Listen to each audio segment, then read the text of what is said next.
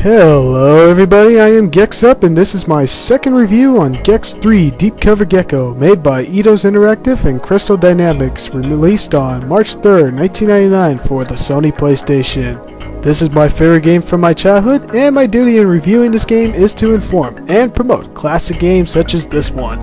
Gex 3 Deep Cover Gecko is the direct sequel of Gex Enter the Gecko, using the same formula from the last game, but is it better than its prequel? Let's find out.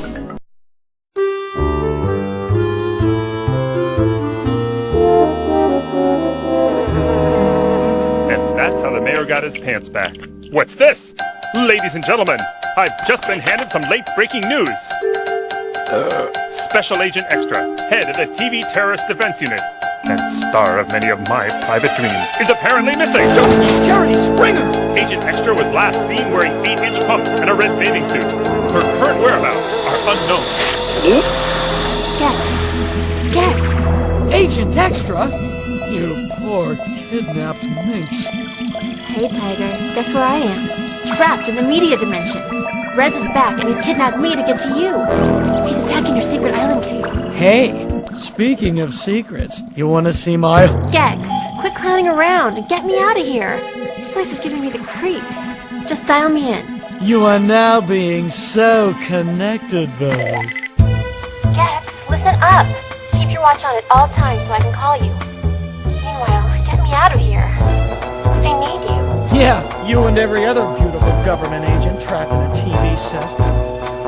I'm on my way. Shlemiel, Shlemazel, what's the memory incorporated? Hey, that tingles. Let's get ready for the ultimate gecko weapon, baby, yeah! Like I said, Gex 3 uses the same formula from Enter the Gecko. You enter a level, select any of the 3 missions given to you, and complete the mission in order to collect a remote. Yes folks, collecting remotes is the same object of the game as the last one, but only this time, Gex 3 is even more challenging than its prequel. The remote Gex collects is the only thing that advances him to the next level in order to complete his mission. New collectibles are also in the game, like the bonus coins, which only helps you to get into bonus levels, and symbols of the gecko's foot, which also means that if you collect enough of them, you get an extra hit point. The game still has the same controls for Gex: tail whip, karate kick, jumping and tail bounce, crawling walls, and eating bugs to regain your health. The new features in Gex 3 is that there are more power-ups than ever before. Now you can spit fire, ice, gain strength, and so much more. Also new to this series is you'll have the ability to glide, depending on which costume Gex is wearing. But seriously, gliding is a huge improvement to the series. It's just so fun to slowly descend from one platform to another. Also new is Gex can ride on certain vehicles such as a tank, camel, donkey, and a snowboard. What's new to the series are the new characters. One you should all know is Agent Extra, played by Baywatch's Marlise Andrada, where you can constantly see cutscenes of her once you accomplish a level. There's also Gex's turtle butler Alfred, Batman ripoff, that gives you hints or tips on your journey, and new playable characters such as Rex and Cuz that's only playable on the bonus levels. Gex isn't in the media dimension anymore. He's now teleported to a cave-like lair where he has television to teleport him, like in the media dimension, and begins his adventure rescuing Agent Extra and defeating Rez once again. Unlike the media dimension, the cave-like homeworld is dark. It reminds me a lot of Batman, even though Gex is now a mansion owner. Wow, he got a mansion, a butler, and a huge cave that acts as if it was a media dimension, and it was all earned after defeating Rez from Enter the Gecko? Lucky bastard. Anyway, like the last game, each level parodies a certain aspect of television or pop culture. There's a mystery channel, gangster TV, superhero show, fairy tale TV, mythology network, Buccaneer program, Western Station, Army Channel, Tut TV, Holiday Broadcasting, and the Anime Channel. I don't have to explain what each level is about because the title of each level says it all, and it fully captures what each level is parodying very well. If you thought Gex's levels need more originality, well, you can't get parodies more original than this. It's more inventing than ever before. Back in 1999, us Gex fans were anticipated for the next big installment for Gex after Enter the Gecko. Gex 3 for the PS1 was released on March, and the N64 wasn't going to be released until August. But we couldn't get the game at the time because the game was rated T for the PS1, and we were still young. I was so disappointed that I couldn't get the game, so I decided to get a different game.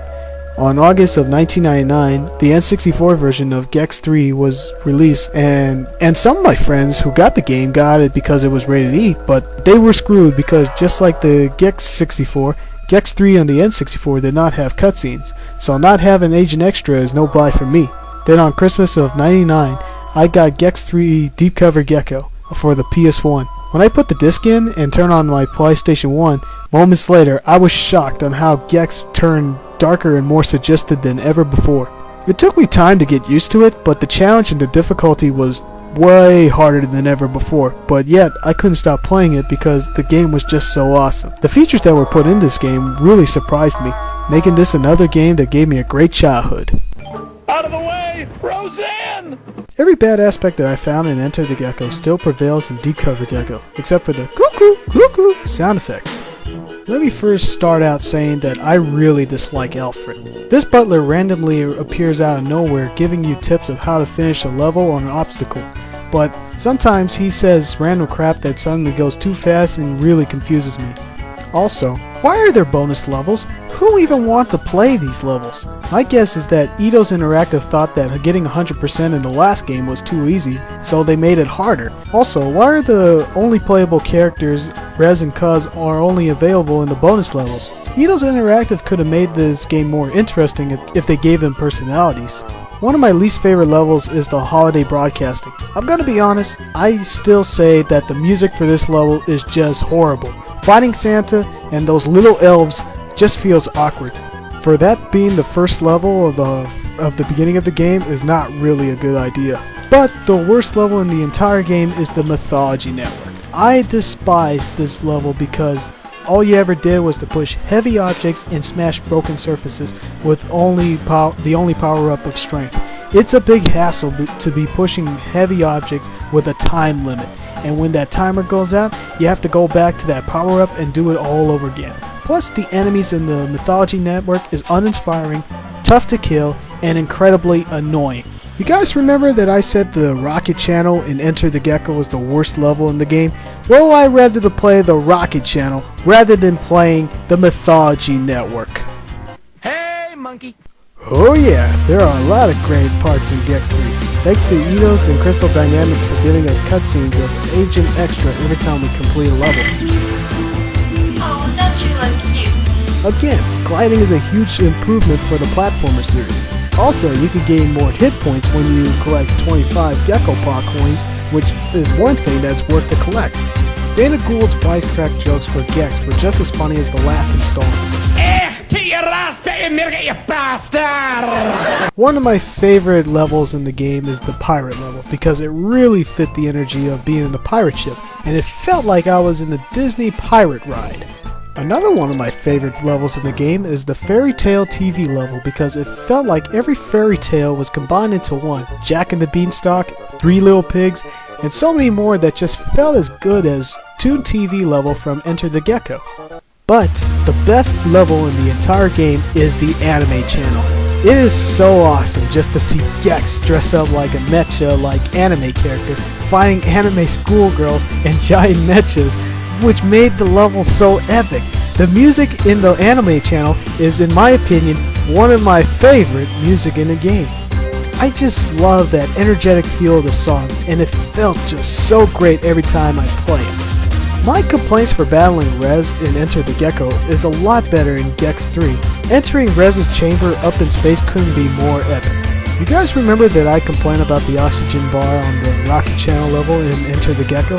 Well, there are no oxygen bars when you're in space. Awesome! The reward for defeating Rez for the final time is for Gex to finally do it with Agent Extra. As I was saying, Extra, my love, it's tail time. We need extra footage! We need extra footage!